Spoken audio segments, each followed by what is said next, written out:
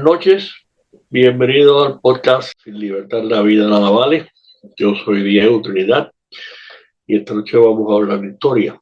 Y va a ser un programa muy importante porque vamos a hablar de la Declaración de Independencia de Estados Unidos de América, el documento fundador de la República, aunque la República no se constituyó hasta 11 años después cuando se aprobó la Constitución. Pero la declaración ha sido, es más, hay el mejor libro sobre la declaración de independencia, que es este. Después lo ponemos en pantalla, no se ve bien. Okay. Escritura americana de la historiadora Pauline Maier. Él escribió el libro en 1996 y es el mejor libro de eso. Yo tengo otro más, de los tantos que hay, yo tengo otro más, que es este. Esta es una narrativa de la declaración. Un libro también, pero el de Pauline Maier es el más profundo de todo. Se mete en todas las causas, analiza la declaración de todo tipo de... la última vez que hablamos de la Revolución Americana, habíamos dejado el programa después de la batalla de Bunker Hill. Ahora vamos a básicamente seguir porque los acontecimientos se siguieron progresando muy rápidamente desde entonces.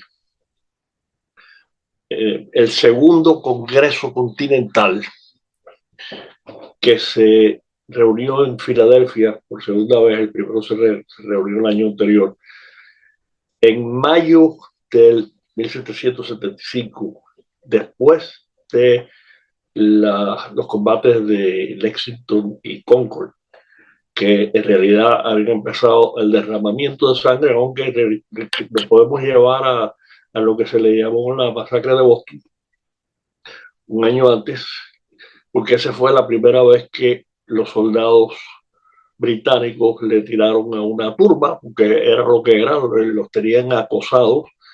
No se sabe quién dio la orden, pero el resultado fue que cuando se acabó todo, habían 5 muertos y varios heridos, todos de ciudadanos no indefensos, ciudadanos desarmados de Boston. Eso fue lo que en realidad empezó, aunque después vino, por supuesto, lo que se conoció como Boston Tea Party. Extrañamente, entre la masacre de Boston y el Boston Tea Party hubo como 2 años de relativa tranquilidad que parecía que las cosas se iban a poder resolver. Pero ahí entraron los agitadores, que uno de los principales, como yo mencioné, fue Samuel Adams, y él fue el que promulgó el Boston Tea Party, cuando se vistieron de indios una serie de sus seguidores, se metieron en uno de los barcos que había traído el té de Inglaterra y tiraron el té al agua. O sea, destruyeron que era propiedad privada de la compañía que el Parlamento inglés había tratado de ayudar, porque estaban casi en quiebra, la compañía más grande del mundo con aquello. Y tenía mucha influencia entre los miembros del Parlamento.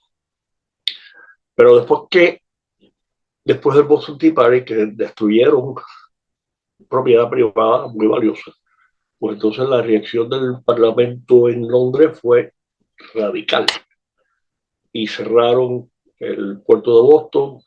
Todo esto lo conversamos. Pero después vinieron los combates de Boston, de Lexington y Concord, que ahí sí ya estamos hablando de palabras mayores, porque los ingleses mandaron como 2,000 tropas a ver si agarraban a 2 de los cabecillas, a John Hancock y a Samuel Adams.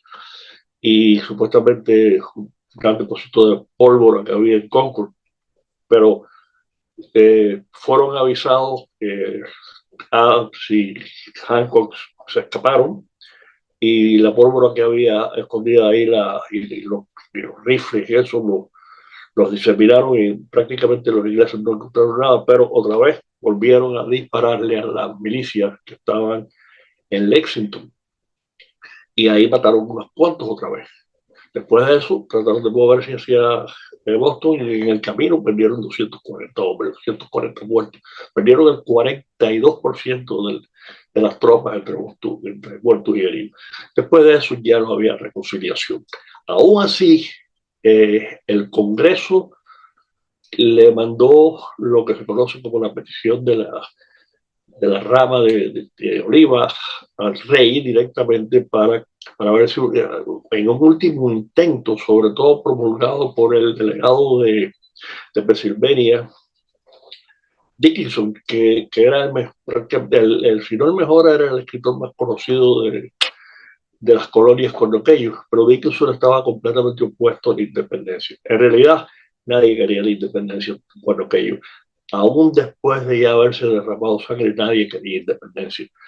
Y habían 4 de los principales delegados al Congreso Continental, segundo, 2 de Massachusetts, eh, Samuel y John Adams, y 2 de Virginia, Richard Henry Lee y Patrick Henry. Prácticamente todos los demás estaban opuestos y siguieron opuestos. Ya había habido muertos, como acabo de decir, pero aún así nadie quería la independencia simplemente porque tenían miedo. Una de las cosas que más impulsó, bueno, hubieron una serie de acciones del Parlamento y del mismo rey. Por ejemplo, el rey ni siquiera se dignó a contestar la petición esa que le hicieron. No solo eso, un discurso que dio poco antes de que llegara la petición a Londres, declaró las colonias en rebelión. Le, le retiraron la protección a las colonias y especialmente a los barcos. La Marina de Guerra británica tenía entonces el derecho de apoderarse de cualquier barco de las colonias que simplemente estaba en actividades comerciales y no había protección, todos los derechos se habían perdido, los juicios por jurados, todo. O sea que las acciones del Parlamento seguían empujando a los delegados de las colonias, aún contra su voluntad, a lo que por fin llegó. Entonces también coincidió con la negación esa del rey de aceptar la proposición, un panfleto que se publicó por el escritor, un hombre que siempre fue un fracasado toda su vida, llegó a las colonias prácticamente en bancarrota después de haberse divorciado, de abandonar a la familia en Londres, pero conoció a Benjamin Franklin en Londres. Franklin le dio cartas de introducción, vino hacia Filadelfia, se empezó a trabajar de periodista y poco a poco escribió un panfleto que se conoció como sentido común, common sense, que eso fue increíble, se extendió como la pólvora. En aquel entonces, recuerden que yo les había dicho que había 2,5 millones de habitantes en las colonias con lo que yo. Se vendieron 150,000 panfletos en una población de 2,5 millones. Eso es el equivalente como a 15 millones de copias hoy en día. Era un panfleto corto, no era un libro ni nada, pero fue muy popular porque Tom Paine usaba un lenguaje muy entendible para la gente común y corriente. Eso fue uno de los impulsos porque el panfleto simplemente estaba dirigido a los habitantes de las colonias diciéndoles por qué debían buscar la libertad, por qué debían deshacerse del rey. Fue un panfleto completamente contra la monarquía. Años después, John Adams, que fue el segundo presidente de Estados Unidos, escribió que todo lo que lo que utilizó todas las razones que utilizó Tom Paine en el panfleto Common Sense, estaba en realidad basada en una serie de suposiciones de él. Era un hombre bastante, Paine no era particularmente, no tenía buena educación, preparación, quiero decir.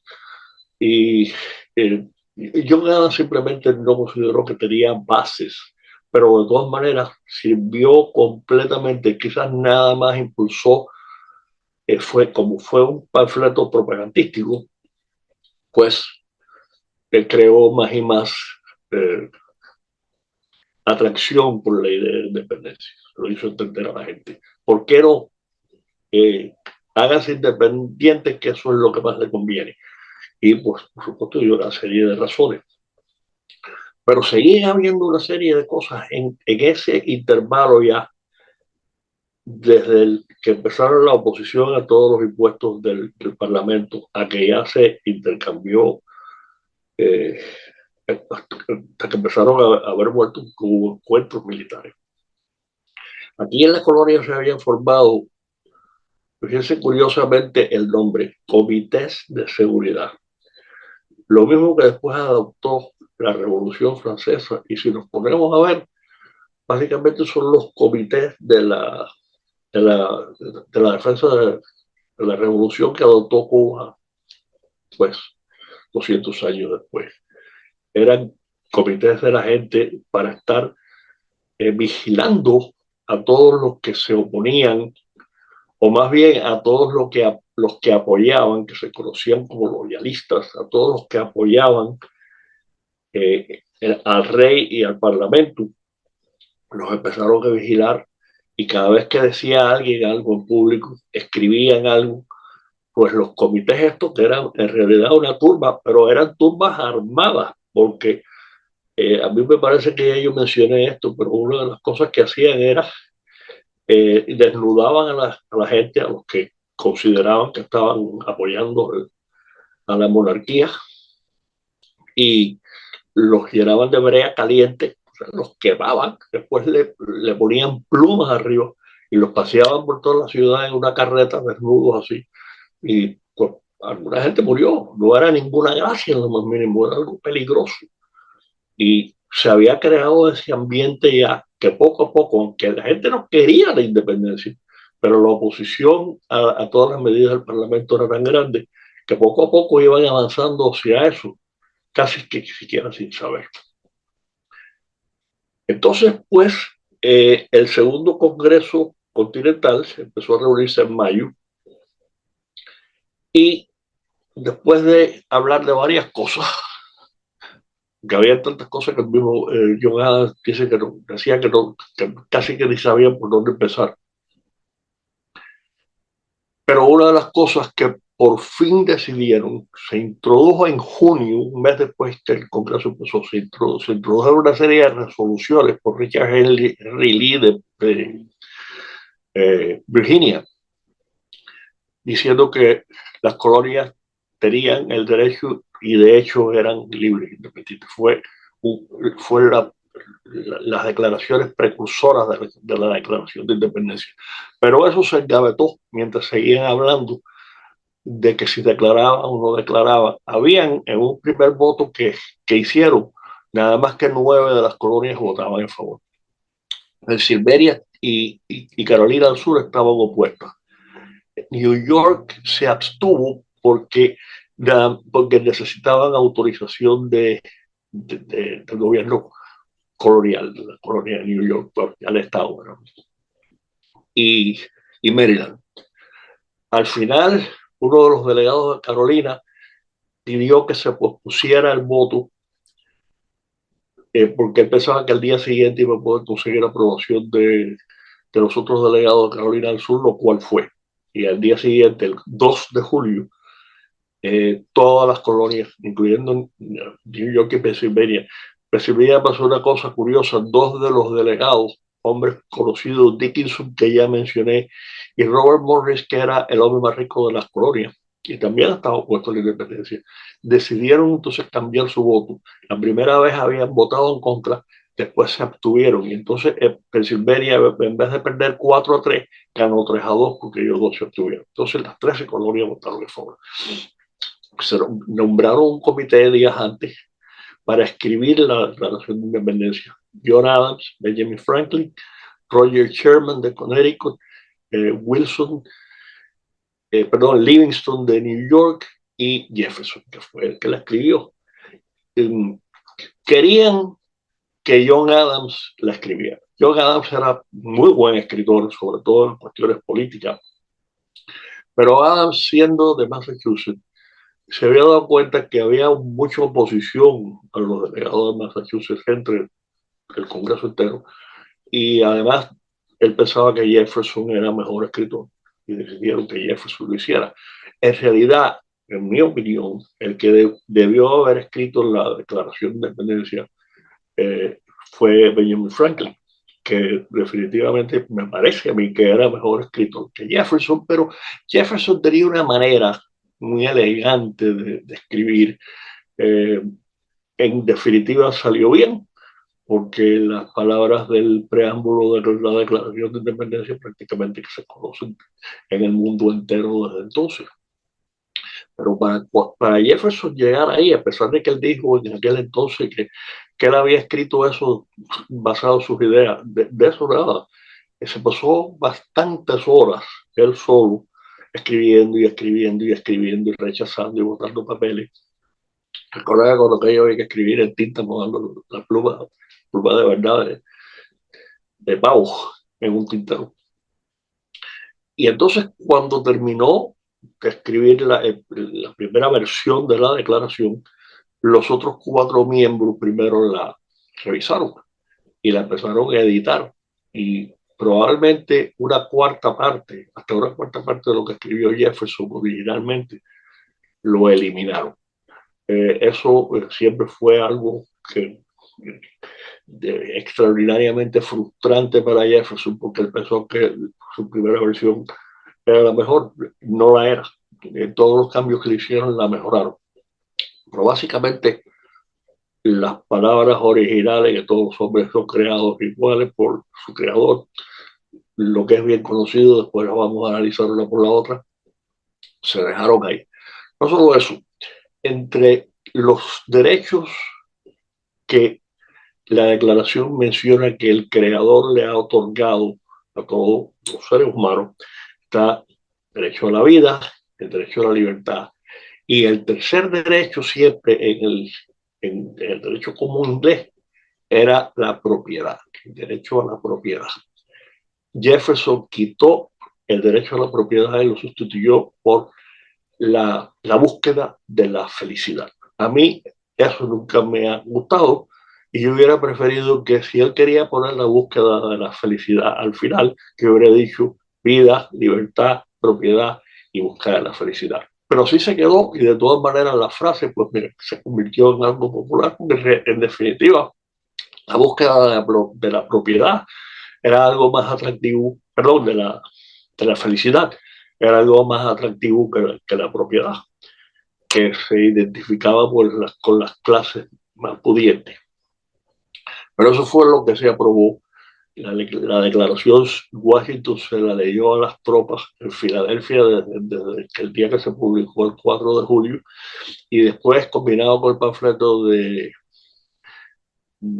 común, sentido común de Tom Paine, fueron los dos impulsos. Ya entonces, una vez que la declaración de independencia se aprobó, pues básicamente las colonias decidieron separarse de Gran Bretaña y romper con el rey, con el parlamento.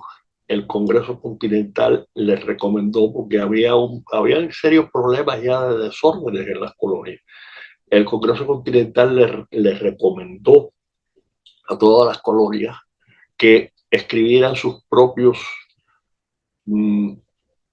direcciones para cómo gobernar. Algunas colonias, 2 de ellas inclusive, lo que escribieron lo pusieron condicional a que se resolviera la situación y los problemas con Gran Bretaña. Por supuesto no se resolvió nada, porque lo que terminaron en la independencia. Y ahí básicamente, pues, entonces empezó la guerra, porque las tropas, que si recuerdan, habían salido por fin de Boston después que los sitiaron y después de la batalla de Bunker Hill. El general Gage decidió retirar a todas las tropas de Boston cuando Washington se lo permitió a cambio de que no quemara la ciudad. Y se fueron primero para Halifax, en Nueva Escocia, que ahí es donde estaba la base grande de la Marina británica. Y después que decidieron lo que iban a hacer eh, fueron reforzados con muchas más tropas, incluyendo 19,000 mercenarios alemanes. Eso provocó una furia entre las colonias, porque una vez más consideraron que fue otra traición más del juez en traer a extranjeros a pelear contra sus propios súbditos británicos. Aquí en las colonias, en aquel entonces, aún después de ya haberse proclamado la Declaración de Independencia, había básicamente una división entre tres. Había una tercera parte que apoyaba la independencia, una vez que ya empezó la guerra y que se adoptó la Declaración de Independencia. Había una tercera parte que apoyaban al rey y a la monarquía y al parlamento. A eso, como dije, le llamaban loyalistas. A los que apoyaban la independencia le llamaban patriotas. Pero había una tercera parte que sencillamente ni de un lado ni del otro. Eso pasó algo parecido durante la guerra de independencia en Cuba.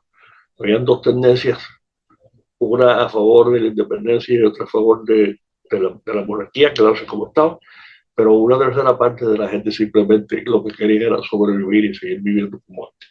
Es más, ese era el anhelo. Durante todo este proceso que empezó después de 1763, después de acabarse la guerra de los 7 años y tal, contra los franceses y indios, como se conoció aquí en Estados Unidos. Todos esos años de turbulencia y de oposición a todos los impuestos, a todo lo que hizo hacer el Parlamento, a todo lo que los habitantes de las colonias consideraban que eran abusos. Lo que se quería, añoranza, era volver al 1763. Pero ya eso siempre fue imposible por una serie de razones. En primer lugar, la deuda enorme que Gran Bretaña había incurrido de 133 millones de libras esterlinas, los gastos de la guerra en esos 7 años. Y también porque se habían dejado tropas aquí en las colonias, que eso nunca antes había pasado, y había que pagarle. Es más, por ahí las medidas que se adoptaron, las dos primeras, el impuesto del azúcar y el impuesto de los sellos, fueron las dos primeras, estaban diseñadas para que las entradas que produjera eso se iban a quedar aquí en las colonias, eso no iba a ir para Londres. Y era principalmente se iba a utilizar para pagarle a las tropas que se habían quedado aquí, que supuestamente eran para defender a las colonias, aunque los franceses ya habían sido derrotados, pero quedaba España, al este del Mississippi y al sur en la Florida, y quedaban los indios, que era el problema principal. Además de eso, el Parlamento había también hecho una proclamación después de la guerra de los 7 años, en el cual al oeste de las montañas Alleghenies, que van básicamente del estado de New York hasta el sur, eso se había reservado para los indios. Y eso también provocó tremenda oposición aquí, porque le cerraba a la gente que querían seguir buscando tierra hacia el oeste, le cerraban la posibilidad de buscar tierra, porque se le habían dedicado a los indios. Y eso, por supuesto, fue lo que provocó todos los problemas que hubo después por los próximos 100 años, porque mientras la gente se iba moviendo hacia el oeste, pues se movían a las tierras donde estaban los indios, que ya los habían venido empujando casi que de la costa por una serie de millas hasta el interior, después de las montañas. Y eso, pues, por supuesto, provocó las guerras contra los indios y la exterminación, en realidad, de los indios. Eso no fue nunca una política oficial del gobierno, pero era inevitable. El gobierno, aunque hubiera querido, no hubiera podido aguantar la expansión hacia el oeste. Entonces, pues, empieza la guerra que es a lo que le vamos a dedicar el próximo programa. Pero la Declaración de Independencia, repito, como el título del libro de esta historiadora, Pauline Mayer, se considera algo casi que sagrado aquí en Estados Unidos. No fue así al principio, por los primeros quizás hasta 100 años, la declaración fue básicamente ignorada. Sí, claro, había sido la Declaración de Independencia, pues había sido la Constitución y había un país aquí andando, una república, que fue otra de las cosas que se consideraron en ese segundo congreso, porque nadie sabía lo que iba a pasar. Las repúblicas todas habían fracasado antes de que se hiciera la República Americana bajo la Constitución. Así que y nadie sabía lo que iba a pasar, pero lo que no querían era lo que tenían. Había que hacer algo nuevo y eso fue lo que hicieron. Entonces, la declaración de realidad casi que se resucitó al principio de la guerra civil, cuando Abraham Lincoln ganó la presidencia y los estados del sur se empezaron a separar. Lincoln, por cierto, llegaremos a eso cuando se habla de Lincoln, de la guerra civil. Lincoln en ningún momento eh, apoyó la abolición de la esclavitud. Eso fue una excusa de los estados del sur por las posiciones que Lincoln tomaba. Lincoln lo que no quería era que la esclavitud se siguiera expandiendo hacia el oeste mientras nuevos estados se iban mm, uniendo a la república. Pero por otro lado, eso dejaba a los estados sureños en una minoría cada vez menor, porque si los nuevos estados que se abrían en el oeste no permitían la esclavitud, pues la esclavitud simplemente estaba condenada a desaparecer. Y una vez más, cuando hablemos de eso más en detalle, la esclavitud casi que renació otra vez después que se inventó las máquinas para recoger el algodón. Así que, pero Lincoln adoptó la Declaración de Independencia, volvió a ella para darle una justificación a la guerra civil en sí. Y todos sus discursos, mucho de lo que él escribió, conectó lo que estaba pasando en la guerra civil con la Declaración de Independencia, declarando la igualdad de todos los seres humanos. Que por supuesto, como bien se sabe, eso fue uno de los puntos que a través de los últimos 100 años se ha criticado no solo de la declaración, sino de la Constitución y de los fundadores, porque todos tenían esclavos.